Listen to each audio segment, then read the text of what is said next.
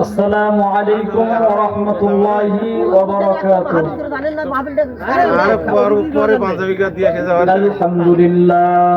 الحمد لله رب العالمين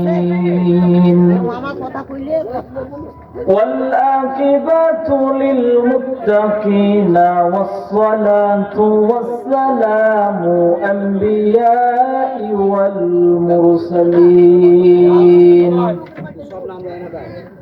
أما بعد فأعوذ بالله من الشيطان الرجيم.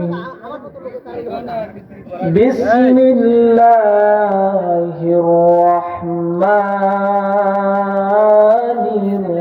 الرحيم. قل يا عبادي الذين أسرفوا على أنفسهم لا تقنطوا من رحمة الله إن الله يغفر الذنوب جميعا إنه هو الغفور الرحيم. صدق الله العظيم وصدق رسوله الكريم. وقال رسول الله صلى الله عليه وسلم اتق الله حيثما كنت وأتبع السيئة الحسنة تمحوها وخالق الناس بخلق حسن. وقال تعالى إن الله وملائكته يصلون على النبي يا أيها الذين آمنوا صلوا عليه وسلموا تسليما. اللهم صل على محمد وعلى آل محمد كما صليت على إبراهيم وعلى آل إبراهيم إنك حميد مجيد. اللهم بارك على محمد وعلى آل محمد كما باركت على إبراهيم وعلى آل إبراهيم إنك حميد مجيد. সম্মানিত উপস্থিতি, সকলের প্রতি আবারও হৃদয় নিংড়ানো দিল খোলা সালাম। আসসালামু আলাইকুম ওয়া রাহমাতুল্লাহ। আপনারা সকলেই কেমন আছেন? সম্মানিত উপস্থিতি, যে আল্লাহ সুবহানাহু ওয়া তাআলা আপনাকে আমাকে সুস্থ রেখে হায়াতে তৈয়্যিবা দান করে কোরআনের এই মজলিসে, জান্নাতের এই বাগানে আসার বসার পাশাপাশি কোরআন এবং হাদিস থেকে কিছু কথা বলার এবং কিছু কথা শ্রবণ করার তৌফিক দান করলেন, সে আল্লাহ তাআলার দরবারে হৃদয় থেকে শুকরিয়া আদায় করি। সকলে বলি আলহামদুলিল্লাহ। বিশ্বনবী রাহমাতুল লিল আলামিন, যেই নবীর অক্লান্ত পরিশ্রমের কারণে আপনি আমি শান্তির ধর্ম পেয়েছি ইসলাম, সেই নবীর প্রতি সংক্ষিপ্ত আকারে দরুদ পাঠ করি। সকলে বলি সাল্লাল্লাহু আলাইহি ওয়াসাল্লাম। সম্মানিত উপস্থিতি, যে বিষয় নিয়ে কথা বলবো সেটা হচ্ছে আল্লাহ তাআলার দয়া। আল্লাহ তাআলা অতি ক্ষমাশীল এবং গুনাহ থেকে বাঁচার কয়েকটি উপায়। দেখেন, হাদিসের মধ্যে এসেছে রাসূল সাল্লাল্লাহু আলাইহি ওয়াসাল্লাম বলতেছেন যে মানুষ যদি গুনাহ না করত আর আল্লাহ তাআলার কাছে যদি ক্ষমা না চাইতো, তাহলে আল্লাহ তাআলা মানুষকে ধ্বংস করে দিয়ে দুনিয়াতে এমন এক জাতি পাঠিয়ে দিতেন যারা গুনাহ করত আর আল্লাহ তাআলার কাছে ক্ষমা চাইতো। আল্লাহ তাআলা অতি ক্ষমাশীল। আপনার আমার গুনাহ হয়ে গিয়েছে, আপনি আমি যদি আল্লাহ তাআলার কাছে ক্ষমা চাইতে পারি, তাহলে আল্লাহ রাব্বুল আলামিন আপনাকে আমাকে অবশ্যই মাফ করবেন।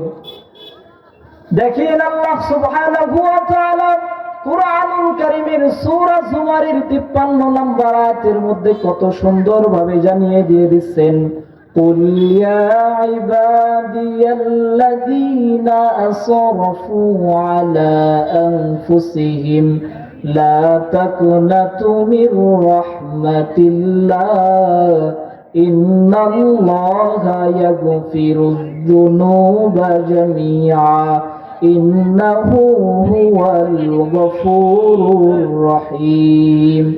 আল্লাহ তাআলা বলতেছেন, কুল, হে নবী আপনি বলে দেন, ইয়া ইবাদিয়াল্লাযীনা আসরাফু, হে আমার বান্দাগণ তোমরা যারা আলা আনফুসিহিম, নিজেদের উপর যারা বাড়াবাড়ি করেছো, নিজেদের প্রতি যারা অবিচার করেছো, নিজেদের প্রতি যারা জুলুম করেছো, গুনাহ করে ফেলেছো যারা, লা তাকনাতু মির রাহমাতিল্লাহ, তোমরা আমি আল্লাহ তাআলার রহমত থেকে কখনো নিরাশ হয়ে যেও না। ইন্নাল্লাহা ইয়াগফিরুদ যুনুবা জামিআ, নিশ্চয়ই আমি আল্লাহ রাব্বুল আলামিন তোমাদের জীবনের সব গুনাহগুলো মাফ করে দেব। ইন্নাহু হুয়াল গফুরুর রহিম, আল্লাহ তাআলা অতি ক্ষমাশীল এবং অসীম দয়ালু। আল্লাহ তাআলা আপনাকে আমাকে ক্ষমা করে দেওয়ার জন্য সব সময় প্রস্তুত রয়েছেন। আল্লাহ তাআলা তো বলে দিয়ে দিলেন, বান্দা তোমার গুনাহ যদি আসমানের সমান হয়ে যায়, তোমার গুনাহ যদি পাহাড়ের সমান হয়ে যায়, লা তাকনাতু মির রাহমাতিল্লাহ, বান্দা আমি আল্লাহ তাআলার রহমত থেকে কখনো নিরাশ হয়ে যেও না। ইন্নাল্লাহা ইয়াগফিরুদ যুনুবা জামিআ, তোমার পাপ যত বড়ই হোক না কেন আমি আল্লাহ তাআলা তোমার পাপগুলোকে মাফ করে দিয়ে দেব। এজন্য সম্মানিত উপস্থিতি, আপনাকে আমাকে আল্লাহ তাআলার কাছে ক্ষমা চাইতে হবে। আপনার আমার পাপ যত বড়ই হোক না কেন আল্লাহ তাআলার কাছে মাফ চাইতে হবে। আল্লাহ তাআলা অবশ্যই আপনাকে আমাকে মাফ করে দিবেন। ইতিহাসের পাতায় আজও লেখা আছে, আল্লাহ তাআলা বড় বড় গুনাহগারকে মাফ করেছেন। দুইটা দৃষ্টান্ত দেই। এক নম্বরে বুখারী শরীফের হাদিসের মধ্যে এসেছে, এক ব্যক্তি 99টা খুন করেছে। 99টা খুন করার পরে মনের মধ্যে আত্মনাদ, অনুশোচনা, অনুপ্রেরণা সৃষ্টি হয়ে গিয়েছে। কেমনে আল্লাহ তাআলার কাছে ক্ষমা পাওয়া যায়, কেমনে আল্লাহ রাব্বুল আলামিন আমাকে মাফ করবেন। এক ব্যক্তির দেখা পেলেন, সেই ব্যক্তিকে বলতেছেন, আল্লাহ তাআলা আমাকে কি মাফ করবে নাকি? ওই ব্যক্তি বলতেছে, আপনি কি অপরাধ করেছেন? বলতেছে, আমি 99টা খুন করেছি। তখন ওই ব্যক্তি বলতেছে, আপনার গুনাহ তো অনেক বড়, আল্লাহ তাআলা আপনাকে কখনোই মাফ করবে না। এই কথা শোনার সাথে সাথে তরবারি বের করে তাকেও হত্যা করে ফেলেছে। 100টা খুন পূরণ হয়ে গিয়েছে, সেঞ্চুরি পূরণ করেছে। তবুও রাতের বেলা যখন ঘুমাতে যায়, চোখের মধ্যে ঘুম আসে না। আল্লাহ তাআলার ভয় অন্তরের মধ্যে সৃষ্টি হয়েছে, কেমনে আল্লাহ রাব্বুল আলামিন আমাকে মাফ করবেন, আল্লাহ তাআলার পথে কেমনে চলা যায়, আল্লাহ তাআলা কেমনে আমাকে হেদায়েত দান করবেন। চলে গেলেন একজন বড় আলেমের কাছে। সে আলেমকে গিয়ে বলতেছেন, আল্লাহ তাআলা আমাকে মাফ করবে নাকি? বলে, আপনি কি করেছেন? বলে, 100টা খুন করেছি। সে আলেম বলতেছেন, আপনার গুনাহ যত বড়ই হোক না কেন আল্লাহ রাব্বুল আলামিনের রহমত, আল্লাহ তাআলার দয়া আপনার আমার গুনার চাইতেও বেশি। আপনার আমার গুনার চাইতেও আল্লাহ তাআলার রহমত অনেক বড়। এজন্য আপনি আমি যদি আল্লাহ তাআলার কাছে ক্ষমা চাইতে পারি, আল্লাহ তাআলা আপনাকে আমাকে অবশ্যই মাফ করবেন। তখন ওই আলেম বলতেছেন, আপনি যেই গ্রামে বসবাস করেন সেই গ্রামের লোকজন ভালো নয়। আপনি তওবা করার পরে তাদের সাথে যদি থাকেন তাহলে আবার হয়তো খারাপ হয়ে যাবেন। পাশের গ্রামের লোকজন ভালো, আপনি পাশের গ্রামে গিয়ে তওবা করেন, তাদের সোহবতে থাকলে আপনি ভালো হয়ে যেতে পারবেন। এই কথা শোনার সাথে সাথে ওই ব্যক্তি বাড়ি থেকে রওনা দিয়েছে। বাড়ি থেকে রওনা দেওয়ার পরেই মালাকুল মউত চলে এসেছে। আসার পরে তার জান কবজ করে নিয়ে চলে গিয়েছে। জান্নাত থেকে ফেরেশতা চলে এসেছে, জাহান্নাম থেকেও ফেরেশতা চলে এসেছে। জান্নাতি ফেরেশতারা বলতেছে, সে তো তওবা করতে যাচ্ছিল, অতএব সে জান্নাতি, আমরা তাকে জান্নাতের মধ্যে নিয়ে যাব। জাহান্নামের ফেরেশতারা বলতেছে, সে তওবা করতে যাচ্ছিল, কথা ঠিক আছে, কিন্তু সে তো এখনো তওবা করে নাই, অতএব সে জাহান্নামী, আমরা তাকে জাহান্নামের মধ্যে নিয়ে যাব। দুই দল ফেরেশতা ঝগড়ার মধ্যে লিপ্ত হয়ে গিয়েছে। আল্লাহ তাআলার কাছে বিচার চলে গিয়েছে। আল্লাহ তাআলা বলতেছেন, ওই ব্যক্তি যে জায়গায় মৃত্যুবরণ করেছে সেখান থেকে তার বাড়ির দূরত্ব যদি কাছাকাছি হয়ে যায় তাহলে তাকে জাহান্নামের মধ্যে নিয়ে যাও।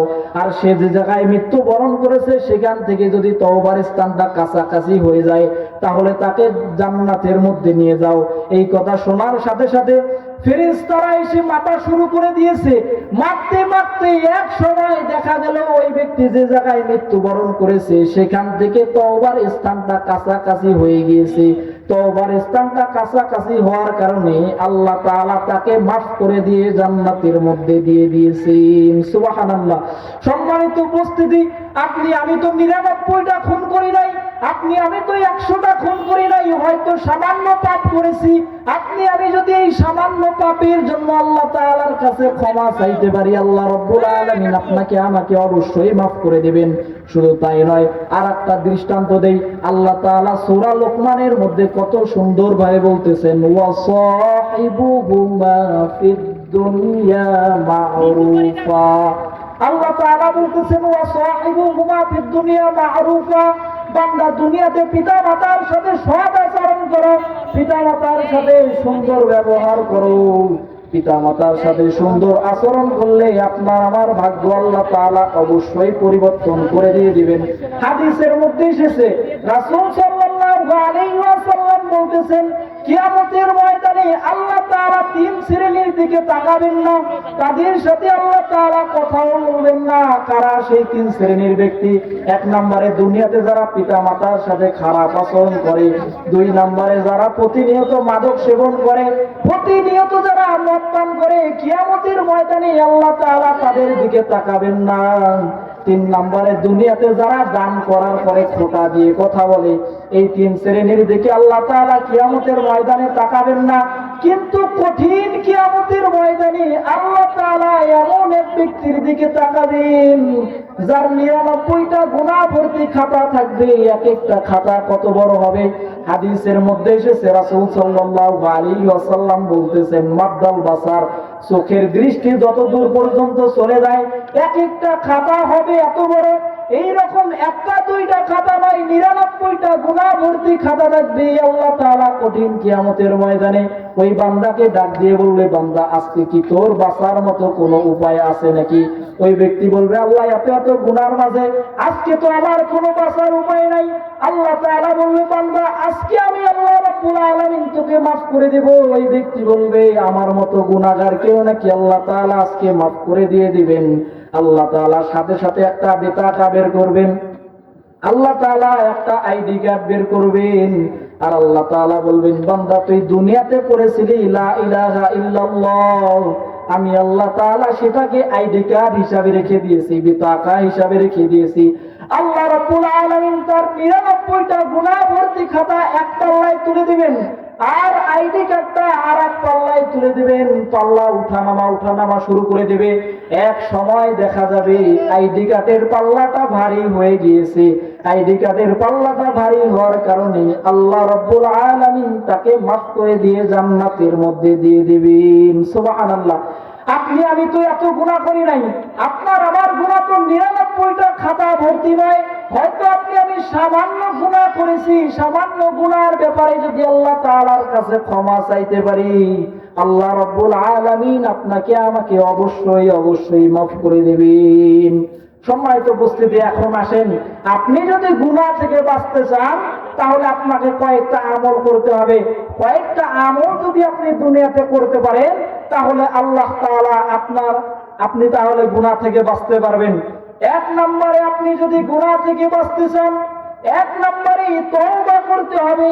দেখেন, তওবার ব্যাপারে আল্লাহ সুবহানাহু ওয়া তাআলা সূরা তাহরিমের 8 নম্বর আয়াতের মধ্যে কত সুন্দর ভাবে বলতেছেন, ইয়া আইয়ুহাল্লাযীনা আমানু তুবু ইলাল্লাহি তাওবাতান নাসুহা আসা রাব্বুকুম আইয়ুকাফিরা আনকুম সাইয়্যাতিকুম ওয়া ইউদখিলকুম জান্নাত। আল্লাহ তাআলা বলতেছেন, ইয়া আইয়ুহাল্লাযীনা আমানু, হে ঈমানদারগণ, তোমরা যারা আমি আল্লাহ রাব্বুল আলামিনের প্রতি ঈমান এনেছো, বিশ্বাস স্থাপন যারা করেছো, তুবু ইলাল্লাহি তাওবাতান নাসুহা, তোমরা আমি আল্লাহ তাআলার কাছে তওবা করো, আমি আল্লাহ তাআলার কাছে ফিরে আসো। আপনি আমি কেমন তওবা করব? করব। আল্লাহ তাআলা বলতেছেন তাওবাতান নাসুহা, বান্দা যেই তওবা করলে আমি আল্লাহ তাআলা খুশি হয়ে যাব তেমন তওবা করো। আল্লাহ তাআলা খুশি হয়ে গিয়ে কি করবেন দেখেন, আল্লাহ তাআলা আয়াতের শেষের অংশে বলতেছেন আসা রাব্বুকুম আইয়ুকাফিরা আনকুম সাইয়্যাতিকুম ওয়া ইউদখিলকুম জান্নাত। আল্লাহ তাআলা বলতেছেন আসা রাব্বুকুম, আশা করা যায় আইয়ুকাফিরা আনকুম সাইয়্যাতিকুম, আমি আল্লাহ তাআলা তোমাদের জীবনের সব গুনাহগুলো মাফ করে দেব। শুধু তোমাদের জীবনের গুনাহগুলো মাফ করব না, গুনাহ মাফ করার পাশাপাশি ওয়া ইউদখিলকুম জান্নাত, আমি আল্লাহ রাব্বুল আলামিন বান্দা তোমাকে জান্নাতের মধ্যে প্রবেশ করাবো। শুধু তাই নয়, হাদিসের মধ্যে এসেছে রাসূল আকরাম সাল্লাল্লাহু আলাইহি ওয়াসাল্লাম বলতেছেন আত্তাইবু মিনাজ যামবি কামাল্লা যামবা, গুনাহ থেকে তওবাকারী ব্যক্তি এমন হয়ে যায় যেন তার কোনো গুনাহ নাই। সম্মানিত উপস্থিতি, একটা মানুষ, একটা ছোট বাচ্চা যখন দুনিয়ার মধ্যে জন্মগ্রহণ করে, দুনিয়ার মধ্যে জন্মগ্রহণ করার পরে ওই ব্যক্তিটা, ওই ছোট শিশুটা যেমনি ভাবে নিষ্পাপ হয়ে যায়, ঠিক তেমনি ভাবে কোন ব্যক্তি গুনাহ করেছে, গুনাহ করার পরে যদি আল্লাহ তাআলার কাছে তওবা করতে পারে, ওই মানুষটাও আল্লাহ তাআলার কাছে ওই শিশু বাচ্চার মতো নিষ্পাপ হয়ে যায়। শুধু তাই নয়, অন্য হাদিসের মধ্যে এসেছে রাসূল আকরাম সাল্লাল্লাহু আলাইহি ওয়াসাল্লাম বলতেছেন কুল্লু বানি আদম খাত্তাউন, প্রত্যেক বনি আদম সন্তান গুনাহগার। দুনিয়ার যত মানুষ রয়েছে সব মানুষ গুনাহগার। আর ওয়া খায়রুল খাত্তাইনা আত-তাওয়াবুন, গুনাহগারদের মধ্যে তারাই উত্তম যারা আল্লাহ তাআলার কাছে তওবা করে। আপনার আমার গুনাহ হয়ে গিয়েছে, জানতে গুনাহ হয়ে গিয়েছে, অজান্তে গুনাহ হয়ে গিয়েছে। গুনাহ হওয়ার পরে যদি আপনি আমি আল্লাহ তাআলার কাছে তওবা করতে পারি, তাহলে আপনি আমি আল্লাহ তাআলার কাছে উত্তম বান্দা হয়ে যাব। শুধু তাই নয়, অন্য হাদিসের মধ্যে এসেছে রাসূল সাল্লাল্লাহু আলাইহি ওয়াসাল্লাম বলতেছেন ইন্নাল্লাহা ইয়াকবালু তাওবাতাল আবদি মা লাম ইউগারকিম, আল্লাহ তাআলা বান্দার মৃত্যু আসার আগ পর্যন্ত তওবা কবুল করেন। শুধু তাই নয়, হাদিসের মধ্যে এসেছে রাসূল সাল্লাল্লাহু আলাইহি ওয়াসাল্লাম বলতেছেন এক ব্যক্তি মরুভূমির পথ দিয়ে সফরের মধ্যে বের হয়েছে, মরুভূমির মাঝপথে যখন চলে গিয়েছে, মাঝপথে যাওয়ার পরেই তার পিপাসা লেগেছে, সে তার বাহন থেকে উট থেকে নেমেছে, নামার পরে পিপাসার জন্য পানি পান করেছে। পানি পান করার পরে শরীরটা একটু ক্লান্ত ক্লান্ত ভাব, একটু বিশ্রাম নেওয়ার জন্য শুয়ে পড়েছে। শুয়ে পড়ার পরে তার ঘুম ধরেছে, ঘুম থেকে উঠে দেখে তার যে বাহন উট, সেই উটটা হারিয়ে গিয়েছে। সে এখন মনে মনে চিন্তা করতেছে আমি তো মরুভূমির মাঝপথে রয়েছি, এখান থেকে যদি বাড়ির দিকে রওনা দিই তবুও বাড়ির দিকে যাওয়া সম্ভব নয়, হয়তো আমার মৃত্যু হয়ে যাবে। আবার যে জায়গায় যাওয়ার জন্য রওনা দিয়েছি সেখানে যদি যেতে ধরি সেখানেও যাওয়ার আগে আমার মৃত্যু হয়ে যাবে। ওই ব্যক্তি চিন্তায় পড়ে গেলেন। চিন্তা করতে করতে তার বাহন, তার উটটা তার সামনে চলে এসেছে। উটটা তার সামনে চলে আসার পরে তার উটটাকে দেখার সাথে সাথে ওই ব্যক্তি এমন খুশি হয়েছে, খুশি হওয়ার কারণে ওই ব্যক্তি বলতেছে আল্লাহুম্মা, হে আল্লাহ, আনতা আব্দি, আপনি আমার বান্দা, ওয়া আনা রব্বুকা, আমি আপনার রব। সে খুশির ঠেলায় ভুল বলে ফেলেছে। তার বলার কথা ছিল যে আল্লাহ আপনি আমার রব আর আমি আপনার বান্দা, কিন্তু এত খুশি হয়েছি, খুশি হওয়ার কারণে ওই ব্যক্তি ভুল বলে ফেলেছে যে আল্লাহ আপনি আমার বান্দা, আমি আপনার রব। আল্লাহ তাআলা বলতেছেন ওই ব্যক্তি যতটা খুশি হয়ে গিয়েছে, কোন ব্যক্তি যদি গুনাহ করার পরে আমি আল্লাহ তাআলার কাছে তওবা করে, আমি আল্লাহ রাব্বুল আলামিন ওই বান্দার চাইতেও বেশি খুশি হয়ে যাই। সুবহানাল্লাহ।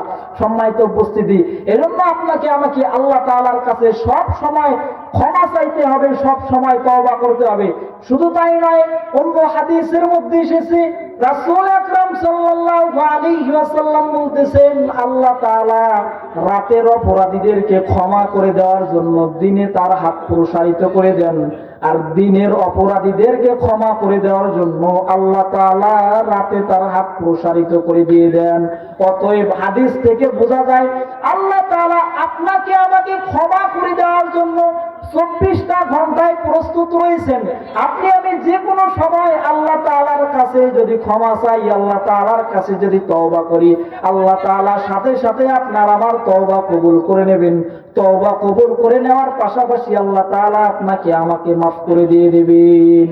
আপনি যদি গুনাহ থেকে বাঁচতে চান, 2 নম্বরে আপনাকে ইস্তেগফার বেশি বেশি পড়তে হবে, আস্তাগফিরুল্লাহ আপনাকে বেশি বেশি পড়তে হবে। দেখেন হাদিসের মধ্যে এসেছে নবীজি সাল্লাল্লাহু আলাইহি ওয়াসাল্লামের আগেও কোনো গুনাহ ছিল না, পরেও কোনো গুনাহ ছিল না, তবু রাসূল সাল্লাল্লাহু আলাইহি ওয়াসাল্লাম দিনে 70 বারেরও বেশি তওবা করতেন, আস্তাগফিরুল্লাহ পড়তেন।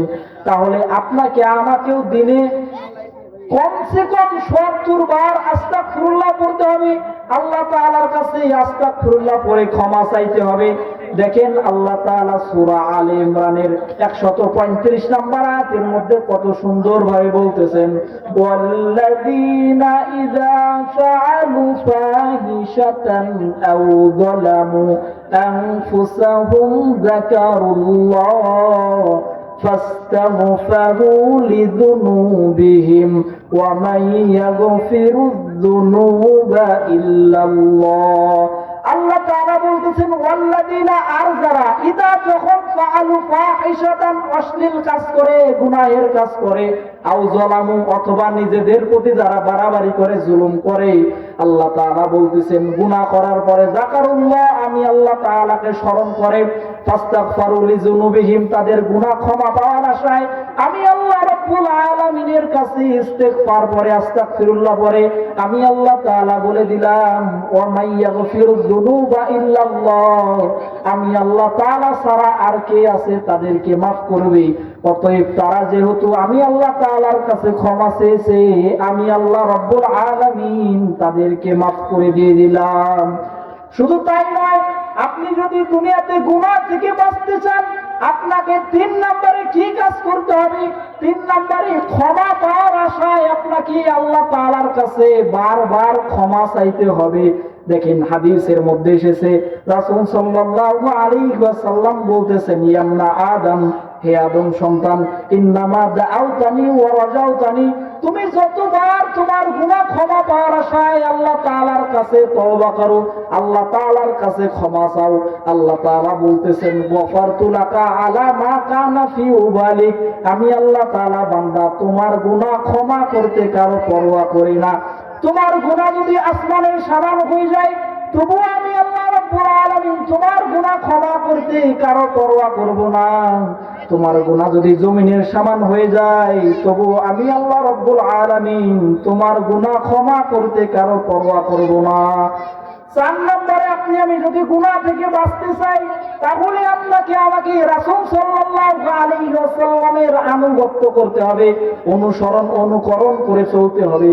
দেখেন আল্লাহ রাব্বুল আলামিন কোরআনুল কারীমের সূরা আলে ইমরানের 31 নম্বর আয়াতের মধ্যে কত সুন্দরভাবে বলতেছেন, কুল ইন কুনতুম তুহিব্বুনাল্লাহা ফাত্তাবিউনি ইউহিব্বুকুমুল্লাহ ওয়া ইয়াগফির লাকুম যুনুবাকুম ওয়াল্লাহু গফুরুর রহিম।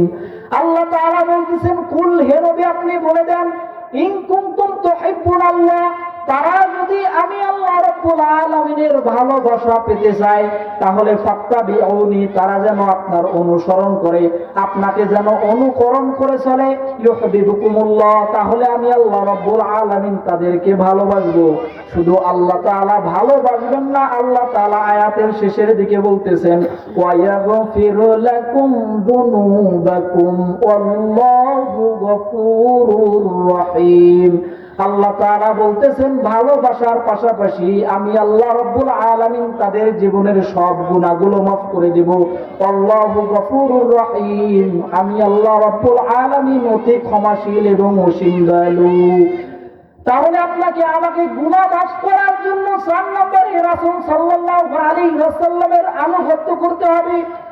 রাসূল সাল্লাল্লাহু আলাইহি ওয়াসাল্লামের আনুগত্য করলে আল্লাহ তাআলা শুধু গুনাহ মাফ করবেন না, পাশাপাশি কি দান করবেন? দেখেন আল্লাহ তাআলা সূরা নিসার 13 নম্বর আয়াতের মধ্যে কত সুন্দরভাবে বলতেছেন, ومن يطع الله ورسوله ويدخله جنات تجري من تحتها الأنهار আল্লাহ তাআলা বলতেছেন ওয়ামান ইউতিইল্লাহ ওয়া রাসূলাহু যারা আমি আল্লাহ তাআলা এবং রাসূলের আনুগত্য করে চলবে অনুকরণ করে যারা চলবে ওয়ায়ুদখিলুহু জান্নাতিন তাজরি মিন তাহতিহাল আনহার আমি আল্লাহ রাব্বুল আলামিন তাদেরকে এমন একটা জান্নাতের মধ্যে প্রবেশ করাবো যেই জান্নাতের নিচ দিয়ে প্রবাহিত হয়ে গিয়েছে নদীসমূহ। শুধু তাই না, আল্লাহ তাআলা সূরা নিসার 69 নম্বর আয়াতের মধ্যে কত সুন্দর ভাবে জানিয়ে দিয়ে দিচ্ছেন ওয়া মান ইউতিইল্লাহা ওয়ার রাসূলাহু ফাউলাইকা মা'আল্লাযীনা আন'আমাল্লাহু আলাইহিম মিনান নাবিয়্যিনা ওয়াস-সিদ্দিকিনা ওয়াশ-শুহাদা'i ওয়াস-সালিহিন। আল্লাহ তাআলা বলতেছেন ওয়া মান ইউতিইল্লাহা ওয়ার রাসূলাহু যারা আমি আল্লাহ তাআলা এবং রাসূলের ইতাআত করবে, অনুকরণ করে যারা চলবে, আল্লাহ তাআলা বলতেছেন ফাউলাইকা মা'আল্লাযীনা আন'আমাল্লাহ আমি আল্লাহ রাব্বুল আলামিন তাদেরকে নিয়ামতপূর্ণ 4 প্রকার বান্দাদের সাথে কঠিন কিয়ামতের ময়দানে জান্নাতের মধ্যে প্রবেশ করাবো। কারা সেই নিয়ামত প্রাপ্ত বান্দা? 1 নম্বরে মিনান নাবিয়িনা, দুনিয়াতে যারা নবী ছিল, দুনিয়ার যত নবী রয়েছে, যারা আল্লাহ তাআলা এবং রাসূলের আনুগত্য করে চলবে, কিয়ামতের ময়দানে আল্লাহ তাআলা সেই রাসূল সাল্লাল্লাহু আলাইহি ওয়াসাল্লাম নবীগণের সাথে সেই ইতাআতকারীকে জান্নাতের মধ্যে প্রবেশ করাবেন। 2 নম্বরে ওয়াস-সিদ্দিকিনা, যারা দুনিয়াতে সত্যবাদী, সব সময় যারা সত্য কথা বলতো, সত্যের উপর যারা অটল থাকতো, সেই সত্যবাদীদের সাথে আল্লাহ তাআলা ইতাআতকারীকে জান্নাতের মধ্যে প্রবেশ করাবেন।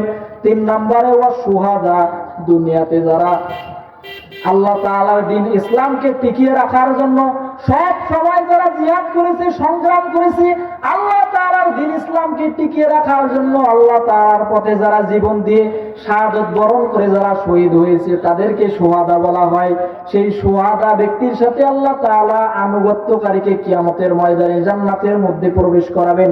4 নম্বরে ওয়াস-সালিহিন, দুনিয়াতে যারা সৎ কাজ করে, সেই সৎ কাজ করা ব্যক্তির সাথে ইতাআতকারীকে কিয়ামতের ময়দানে আল্লাহ তাআলা জান্নাতের মধ্যে প্রবেশ করাবেন। তাহলে আপনি আমি যদি গুনাহ থেকে বাঁচতে চাই, 4 নম্বরে আপনাকে আমাকে রাসূলের আনুগত্য করতে হবে। 5 নম্বরে আপনি আমি যদি গুনাহ থেকে বাঁচতে চাই, আপনাকে আমাকে আযান দিতে হবে। আযান একটা আরবি শব্দ, যার শাব্দিক অর্থ হচ্ছে আহ্বান করা। আযান থেকে মুয়াজ্জিন শব্দটা এসেছে। মুয়াজ্জিন শব্দের অর্থ হচ্ছে আহ্বানকারী। দেখেন হাদিসের মধ্যে এসেছে, রাসূল সাল্লাল্লাহু আলাইহি ওয়াসাল্লাম বলতেছেন আল মুয়াজ্জিনু ইউফাল্লাহু বাদা সাউতিহি, মুয়াজ্জিনের আওয়াজ যত দূর পর্যন্ত যায়, আল্লাহ তাআলা তাকে তত দূর পর্যন্ত মাফ করে দিয়ে দেয়। সুবহানাল্লাহ।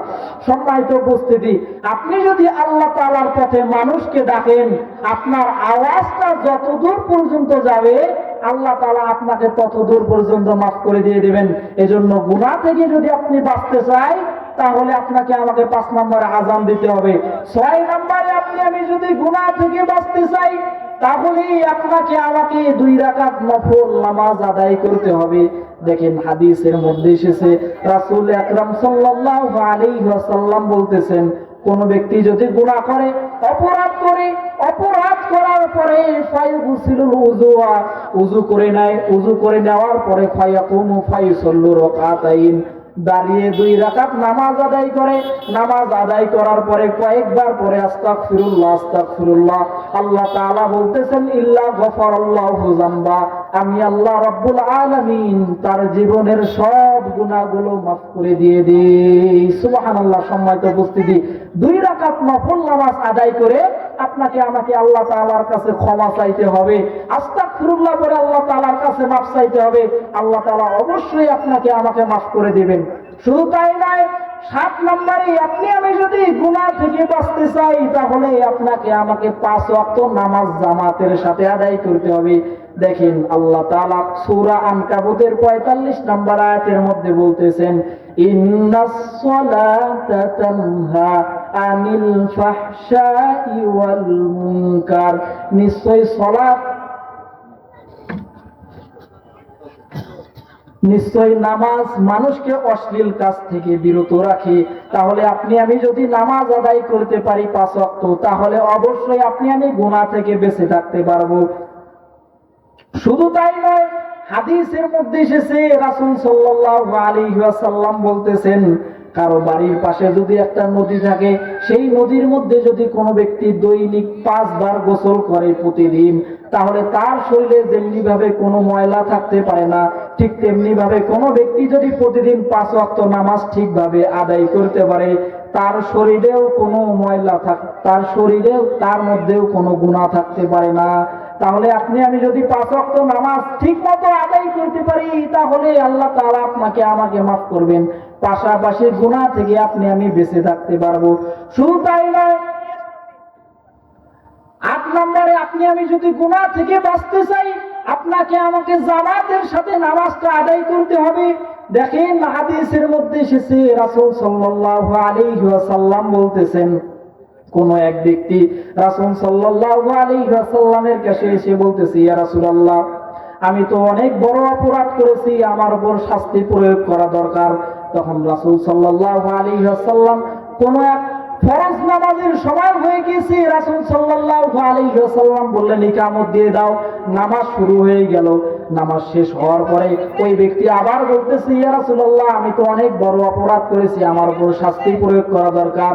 রাসূল সাল্লাল্লাহু আলাইহি ওয়াসাল্লাম বললেন, আমরা যে ফরজ নামাজটা আদায় করেছি জামাতে, তুমিও কি আমাদের সাথে জামাতে নামাজটা আদায় করেছো নাকি?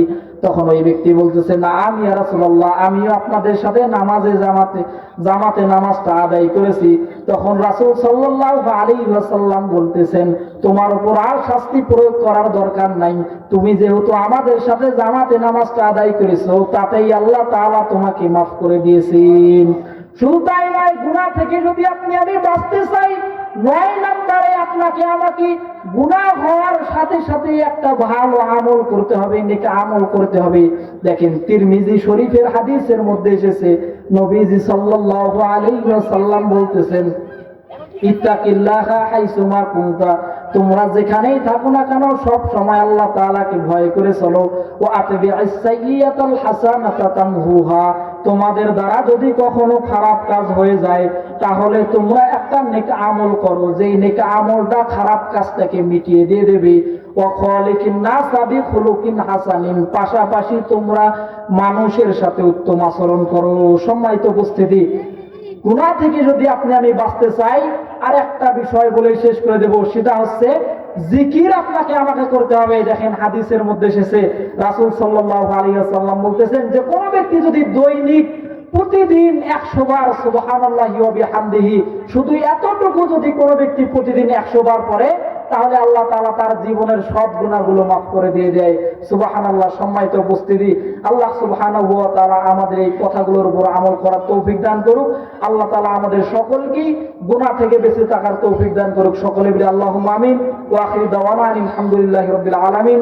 সম্মানিত উপস্থিতি, সকলেই আমার জন্য দোয়া করবেন, আল্লাহ সুবহানাহু ওয়া তাআলা আমাকে যেন কোরআনের একজন বড় আলেম হিসেবে কবুল করে। আসসালামু আলাইকুম ওয়া রাহমাতুল্লাহ।